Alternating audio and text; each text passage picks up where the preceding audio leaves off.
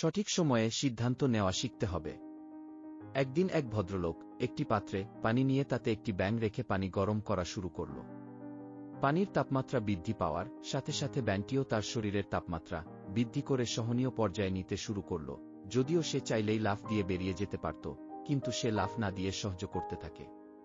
আস্তে আস্তে পাত্রের তাপমাত্রা যখন আরও বাড়িয়ে ফুটন্ত গরম করা হয়, তখন ব্যাঙটি আর সহ্য করতে না পেরে সে সিদ্ধান্ত নেয় লাফ দেওয়ার, কিন্তু ততক্ষণে তার আর লাফ দেওয়ার মতো শক্তি নেই। পানি আরও গরম হতে থাকে, যার ফলে সে অতিরিক্ত গরম পানিতে থাকতে থাকতে একটা সময় মারা যায়। এখন যদি প্রশ্ন করা হয় ব্যাঙটির মারা যাওয়ার কারণ কি, তাহলে আমরা অধিকাংশরাই বলব যে গরম পানির কারণে মারা গেছে। কিন্তু না, সে আসলেই গরম পানির কারণে মারা যায়নি, সে মারা গেছে সঠিক সময়ে লাফ দেওয়ার সিদ্ধান্ত না নেওয়ার কারণে। ঠিক তেমনি প্রতিটি মানুষের স্থান কাল পাত্র ভেদে এক একটা বিষয়ে সহ্য করার ক্ষমতা থাকে। আমাদের প্রত্যেকের মনে রাখতে হবে, ক্ষমতা থাকা অবস্থা সঠিক সিদ্ধান্তটি সঠিক সময় নিতে হবে। আবেগ ভালোবাসা দেখিয়ে দেরিতে সিদ্ধান্ত না নিয়ে সঠিক সময়ের সিদ্ধান্ত নেওয়া উচিত। আর ভিডিওটিতে একটি লাইক দিন এবং সাবস্ক্রাইব করে পাশে থাকুন পরবর্তী ভিডিওর জন্য। ধন্যবাদ।